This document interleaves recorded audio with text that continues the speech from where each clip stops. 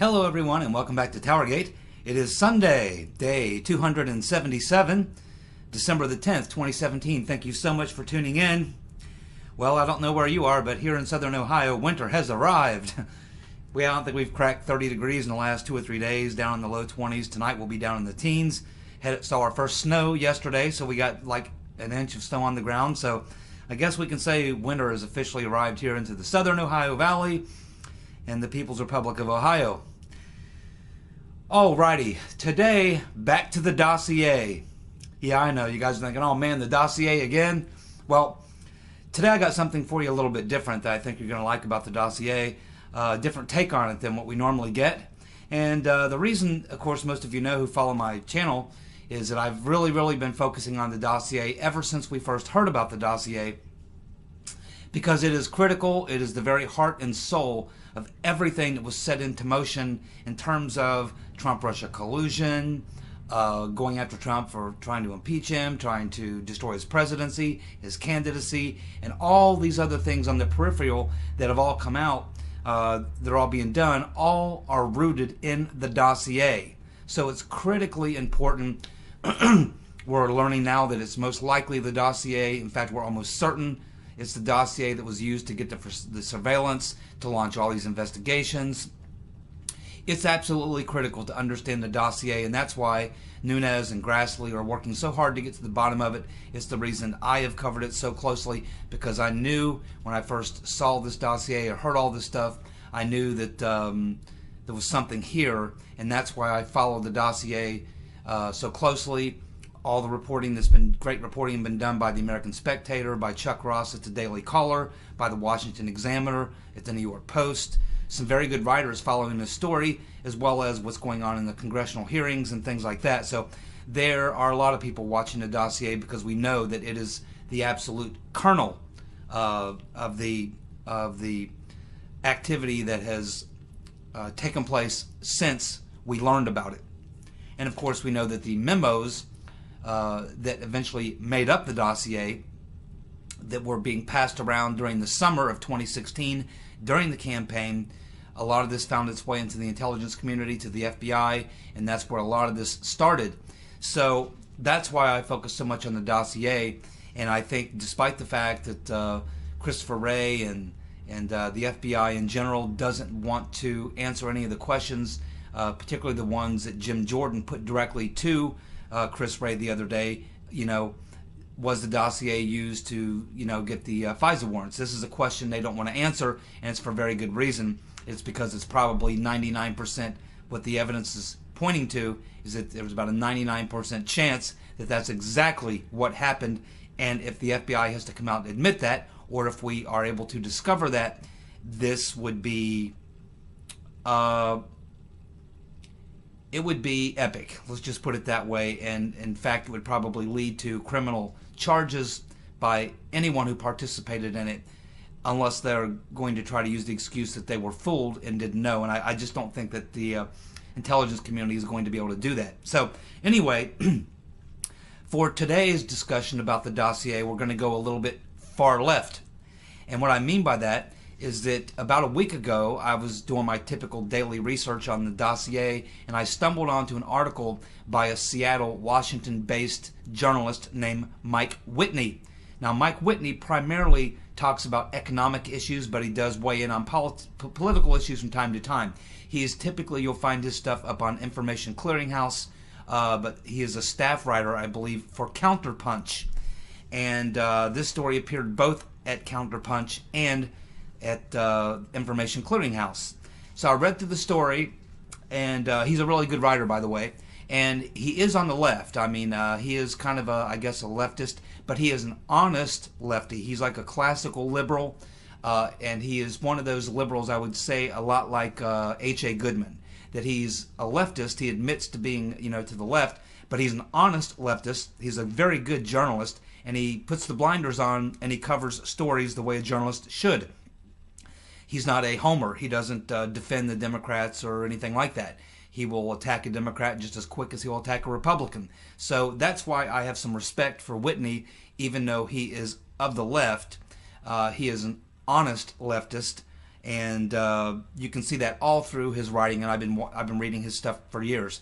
So anyway, we're going to talk today about the leftist, a honest leftist take on the dossier. Now, keep in mind, this article, when I found it, was archived, meaning it's not something that's current. It's something, and I can tell from reading the article that he probably wrote this about 3 to 4 months ago. It's definitely written late 2017, but not written recently, because quite a few of the things we've learned in the last 3 months do not enter into his this particular writing. So that tells me that he didn't have this information. Otherwise, it would be in his story, in this writing. But there are other things in this writing which gives me an approximate date of when he must have written this, because there's no date on the story. So I can assume he wrote this probably somewhere in the fall, late fall, early, well, let's just say probably somewhere late August, September, probably no later than October of 2017, because by late October of 2017, there's some things that we learned that are not here that he would have put in the story. So anyway, I think the time frame is important. But what I'm going to do is I'm going to go ahead and give you the title of this writing. Then I'm going to go through the key points of this writing, which is a little bit tedious. I'm going to go through it and then give you kind of the summary of all the parts of what he was trying to say in this article at the end. I think it's fairly self-explanatory, but when someone's reading it to you, I think that you need to kind of summarize it, because it gets a little cloudy in your mind. I read the article 2 or 3 times to digest it, so I know that you're not getting that opportunity, so I will summarize it at the end. So let's just go through this infinitum, and I think that you'll be quite entertained by Mr. Whitney's leftist take on the dossier. And one thing about this, and the reason it caught my mind, caught my eye so much, was because for those of you who been watching my TowerGate videos for a while, and going all the way back to when the dossier first came out, I said at that time that I would bet that Hillary Clinton is right, and the Clintons in general we're going to find that they're right at the heart of this thing, as well as Brennan, John Brennan of the CIA, because he has this close relationship with Hillary Clinton and John McCain, who sits on the Senate Intelligence Committee. So a lot of the things when this dossier first came out, I felt like there was this something going on with this trio of the Rotten Reverend Clinton, John McCain, and John Brennan. And the reason this article caught my eye is because Whitney actually does tie these three together. And he does it quite well. So let's go through this, and I think you'll see what I'm talking about. The title of this article was, "Is Hillary Just a Fall Guy for the Intel Agencies and Their Money Bag Bosses?" Okay, so he starts with these facts, and we'll go through them. So Clinton failed for a year to admit that the dossier was paid for by her and her campaign. That was also, of course, running the DNC. This was reported first by the Washington Post. It was the Washington Post who broke the story that the Rotten Reverend Clinton was the one who was paid for the DNC, paid for the dossier. Of course, we know that we went an entire, 4 different committees, journalists all over town, everybody trying to find out who was the Democrat donor that paid for the dossier. It was the Washington Post that told us just a couple months ago that it was the Rotten Reverend Clinton. Now, Clinton was never asked by the mainstream media why she tried to obfuscate her role in financing the dossier. Of course, because we know that after going into hiding, after the revelations that she was the one who paid for the dossier, the Rotten Reverend Clinton described the dossier as opposition research. But it was actually a smear campaign presented as the work of intelligence professionals who were unattached to any political organization, and therefore the public was deceived. So Whitney is very correct, exactly what happened.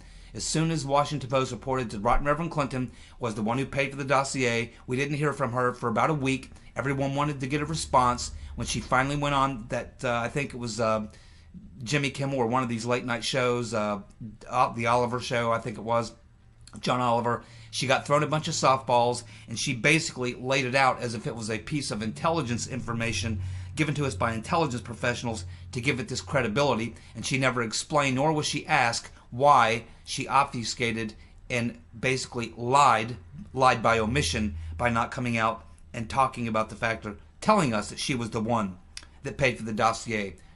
The fact is, like I said, there was 4 different committees and many people out there trying to figure this out. The Right Reverend Clinton said the dossier was not released until after the campaign, but not from lack of trying, because the Dems were shopping that information from the dossier all during the summer, but no one would print it. That is a well-established fact. The New York Times, Maggie Haberman, and New York Times White House reporter Kenneth Vogel then tweeted that the Right Reverend Clinton lied to them because it was they that were directly asked if the Right Reverend Clinton or her campaign had any affiliation with the dossier, and they lied.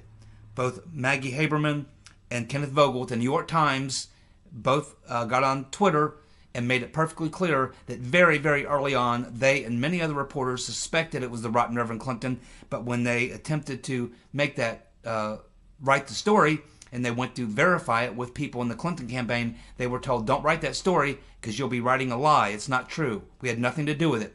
So that's why Haberman and Vogel came out on Twitter, and they were so angry, saying that the Right Reverend Clinton and her campaign lied to them.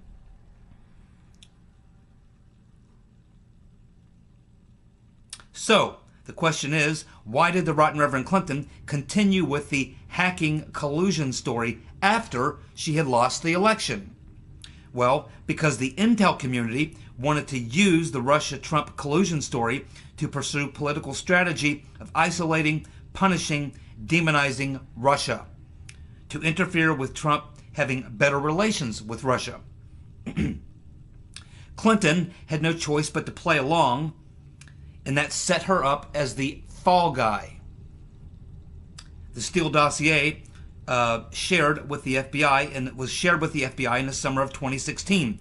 It became the basis for the FBI to seek FISA warrants for surveillance of the Trump team.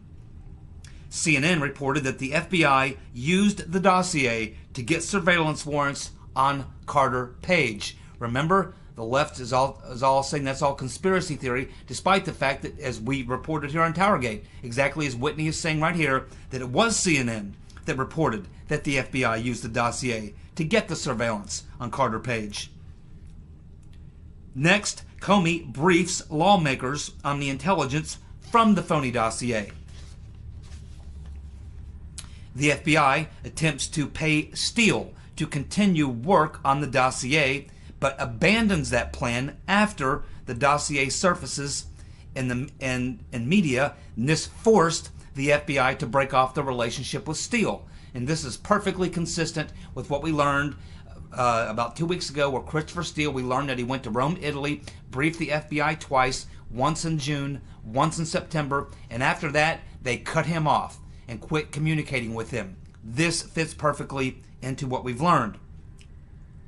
So about that same time, the calls, this would be late summer of 2016, the calls for congressional inquiries began.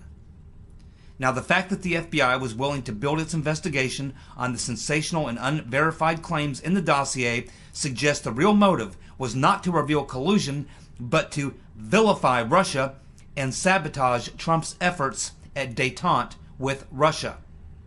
The dossier's early claims were that Russia had been cultivating a plot on Trump for at least 5 years. Of course, we know that 5 years prior, no one even dreamed that Donald Trump would be running for president.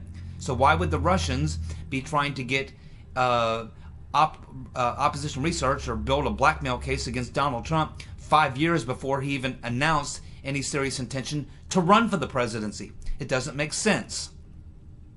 And that's what he is pointing out right here. Also, they laid out the PP-Gate story first, and that was the first part of Steele's report.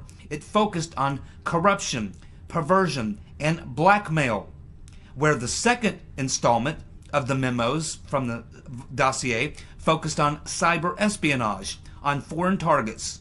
So, as Mr. Whitney asked, Why the change? What happened? Why did it suddenly go from this almost salacious National Enquirer type story to this hardcore intelligence document at the very end? Well, here is what Whitney has to say about that. He says it was because on July 22nd, 2016, just days before the DNC convention, WikiLeaks published the emails.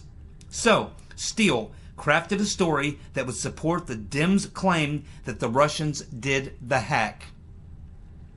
Steele's story also propped up the report by CrowdStrike, a company founded by hardcore anti-Putin Russian. By a hardcore anti-Putin Russian, I should say. So, the two sources that claim Russia meddled in the 2016 election were both paid for by the rotten Reverend Clinton, CrowdStrike and the Steele Dossier via Fusion GPS. In other words, partisan Democrats and the anti-Trump resistance and Putin haters gave us the Dossier. Russiagate is entirely the rotten Reverend Clinton and the Democratic Party invention. So, who had motive to continue the fake Russia collusion story? Well, on November 8th, Senator McGoo and David Kramer became informed about the dossier by Sir Andrew Wood at that Halifax International Convention in Halifax, Nova Scotia, in Canada. Now, of course, we know, since this article was written, Sir Andrew Wood has come out to challenge that assertion. He's stating that when he started talking to McGoo and Kramer about it, they already were informed, already knew about it. Now, we also learned that at this international forum in Nova Scotia, at Halifax, that it was everybody was talking about that, and that it was not any particular news story, that that's what everyone was talking about, that everyone at that forum was well aware of these accusations about this Trump dossier, Trump-Russia collusion, and all this kind of stuff. So that would make sense. So on November the 8th, McGoo and David Kramer have this discussion with Sir Andrew Wood, and that was probably the jumping off point where it was probably arranged, where McCain and Kramer probably said, hey, how can we get in contact with the guy that put this together, this dossier? Can you hook us up? And of course, Sir Andrew Wood was able to do that. So 1 month later, Kramer agrees to go to London. He meets there with Steele, and then he returns with info on the dossier and gives it to McGoo, who then gave it to Comey on December the 9th, 2016, personally. Now we know from the deposition in the UK that what actually happened there is that when Kramer got there to meet with Steele, the dossier was not complete. It was still in memo form. So Steele allowed Kramer to use a little camera to photograph pages of his memos, and that was what was taken back to Senator McGoo. Memos that would later become the first part of the dossier, which is the salacious part, the PP-Gate story and the part about Cohen meeting officials in Prague and all that. The other part of the dossier had not been completed yet. So on December the 13th, Steele writes the final memo of the dossier. 4 days after he's there, after Kramer goes to meet Steele, Steele writes the final memo of the dossier, which is the part of the dossier that gets into all this, the intelligence stuff, the cyber hacking, the espionage, and all that type of stuff.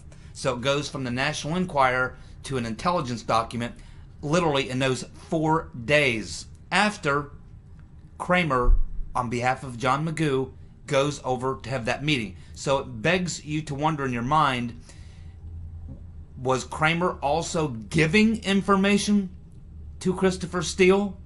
Because 4 days later, he writes a whole other set of memos in the dossier, which are a pretty far of a departure from the original dossier, which was just a salacious National Enquirer type thing. Then all of a sudden it turns into a serious intelligence estimate or document based on the fact that we know that Kramer had met with him 4 days prior to him putting 4 days. He met with Steele 4 days prior to Steele adding this last part of the dossier, these last memos. So on December the 13th, Steele writes the final memo of the dossier, which alleges that the Russian tech giant Alexei Gubarev was the one who did the hacking for Putin and the Russians. And of course we now know that Mr. Gubarev has filed lawsuits against both BuzzFeed and Steele, and we of course follow that here on TowerGate every day. Page 3. And on January the 10th, BuzzFeed of 2017, BuzzFeed publishes the dossier. That's when Gubarev's name, of course, comes out, and that's when he decides to go ahead and sue BuzzFeed and Christopher Steele. Now on January 6th is the day that Comey briefed Trump on the info from the dossier at Trump Tower.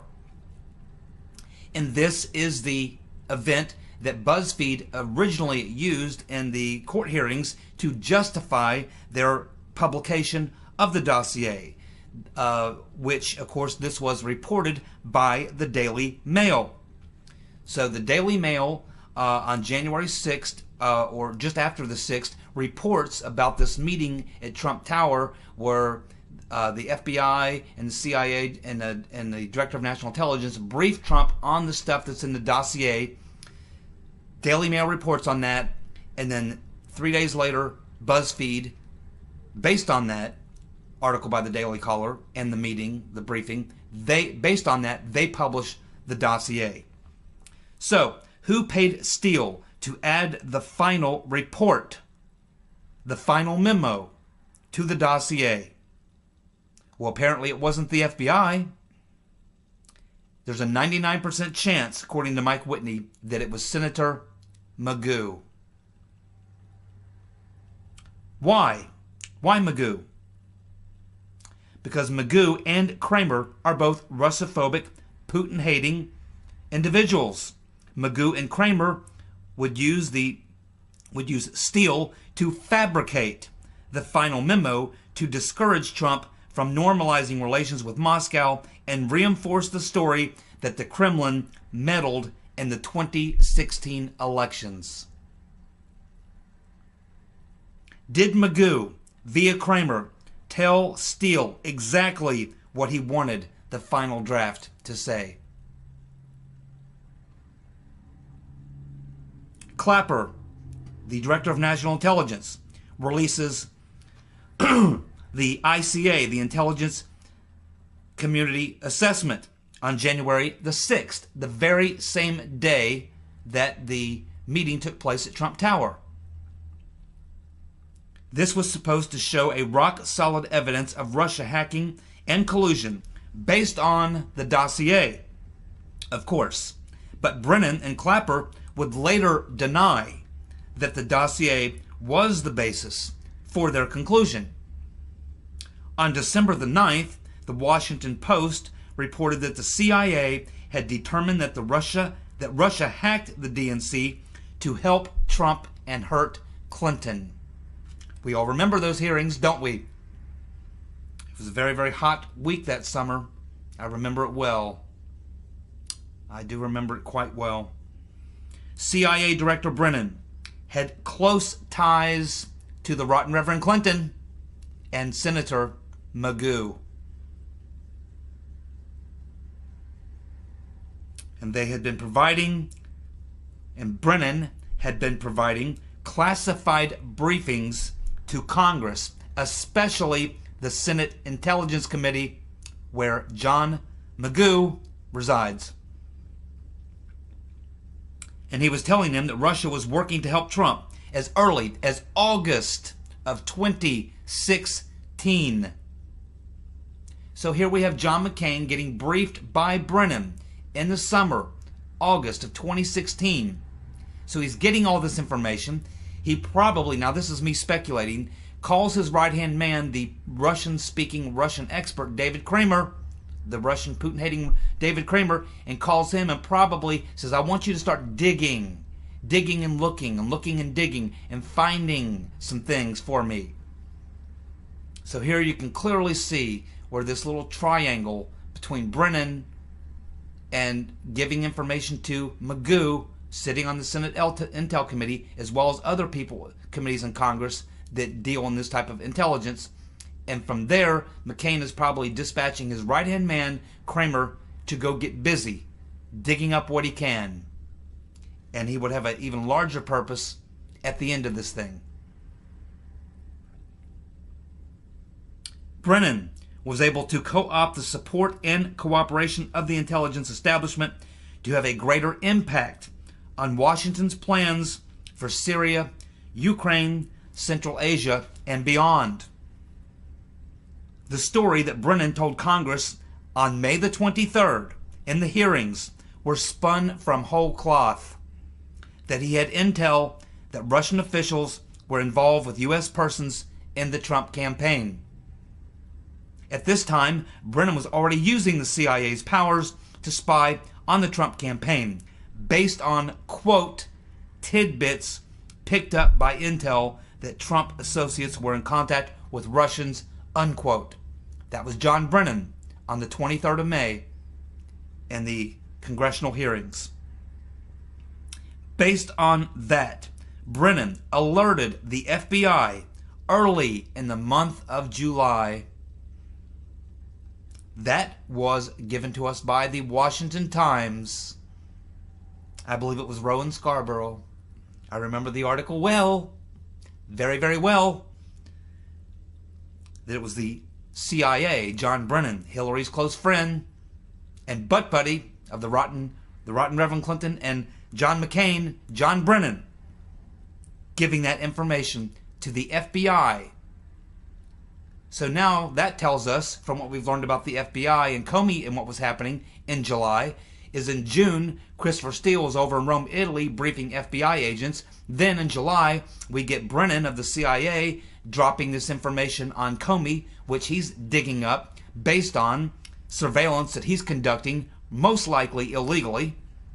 And you can see how it's all coming together. So, the conclusion drawn by Mr. Whitney, Mike Whitney, is that Brennan was the ringleader, acting on behalf of the foreign policy establishment, Wall Street, Big Oil, the defense industry, that they were the ones pulling Brennan's chain and giving the marching orders. So that when this whole thing when the whole thing was said and done, and if anybody ever asked questions, because remember, the CIA is really good at covering their tracks. They don't like to leave Peter tracks, do they? No, they don't. So the money trail would lead back to the Clintons, but the roots are in the CIA, the deep state, who was really executing the plan from the very get-go. There you have it. That is the excellent leftist Mike Whitney, an honest leftist, giving you his take based on the reports that we covered here on TowerGate all throughout the period of 2017, January, when the dossier came out, all the way up until now, with the exception or up until the last 3 months, which is when this article was probably written. So what this is basically telling us, and what Mr. Whitney is laying out here, is that this thing started as a political dirty trick paid for by the rotten Reverend Clinton to attack Trump. And once the hacking of the DNC happened, which was likely not a hack, but rather it was a leak by Seth Rich because of the fact that he thought his candidate Bernie Sanders was being cheated, at that point the rotten Reverend Clinton and the DNC need to find something to excuse what happened at the DNC and try to spin that. So they ramp everything up to try to build this false narrative, this story, so they can throw it out there to cover their asses on the leak by Seth Rich, and at the same time to do as much harm to Trump as possible. And the rotten Reverend Clinton, we can assume at this point, because her good friends, Senator John McGoo and Brennan, are working behind the scenes trying to promote their anti-Putin, anti-Russian agenda, probably coordinated with the rotten Reverend Clinton. And they put all this together. And then, at some point, they get the FBI involved. And they start feeding this information to the FBI. And they begin to look at it like it's serious intelligence, because it's coming from the CIA and Brennan. And it's also coming directly from Christopher Steele, who's giving it directly to their sources in Rome. So the whole thing starts out there, but then the rotten Reverend Clinton, despite all of this, loses the election. She loses the election. That means Trump is going to be president, and he is going to continue now and begin to have this policy with détente with the Russians to improve relations, to start working with them, and that type of thing, which is exactly 180 degrees the opposite of what they want in the deep state. After all, they spent the last 40 years since the collapse of the Soviet Union and since the time that Putin came into power trying to do as much harm to that relationship as possible. So at that point, we can see where, just as Whitney is pointing out, and this is credible, that the intelligence community and the FBI at that point hijacked this dossier, which original intent was meant just to do harm to Trump and to help the rotten Reverend, but once she lost the election, it was still there.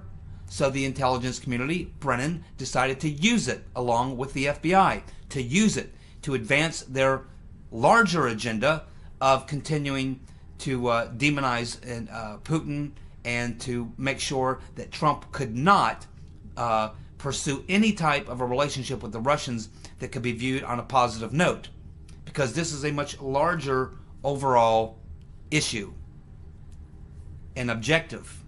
So, as you can see, Mike Whitney's article plays very, very closely into what my initial gut instincts were way back when the dossier first came out. My gut told me from day one that this had to involve the rotten Reverend Clinton and likely John Brennan, because these are the types of things that the CIA gets involved in.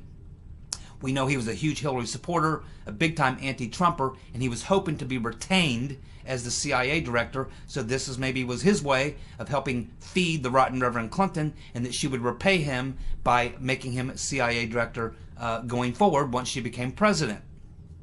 But of course you have the deep staters and the hardcore anti-Russian people, the Senator McGoo and others, particularly his right-hand man, David Kramer, who's always involved in anti-Putin, anti-Russian operations around the world, working for various people, as we discussed when I went through his bio about a week ago, last weekend actually, last Sunday, exactly a week ago. So anyway, this article by Whitney definitely ties a lot of these things together, and we can see how this whole thing most likely played out. Now, I'm not 100% backing this article. That's not what I'm saying, that I'm 100% saying that this is exactly what happened. But I am saying that this is getting awfully damn close, and what it does is it ties in the Brennan, McCain, Clinton connection, which has not yet been put together by the Congress or anyone else that's out there looking at this. Everyone's still looking at Christopher Steele, the Clinton campaign, and then they kind of drift over into the FBI and Brennan and the CIA, and the long-term, larger picture hasn't really come into play with the Freedom Caucus and the various groups. But I think when we finally get to the bottom of this disgusting barrel of garbage, we're going to find exactly what Whitney's pointing out, that this was part of a larger operation that co-opted the original purpose of this, which was originally a political hit campaign that turned into it was hijacked, taken over by the intelligence community to achieve a much larger foreign policy objective, which they've had for more than 30 years. So it's very interesting, very interesting. I'll be back. I will be back tomorrow, and we'll talk about some more TowerGate news. Thank you. Goodbye.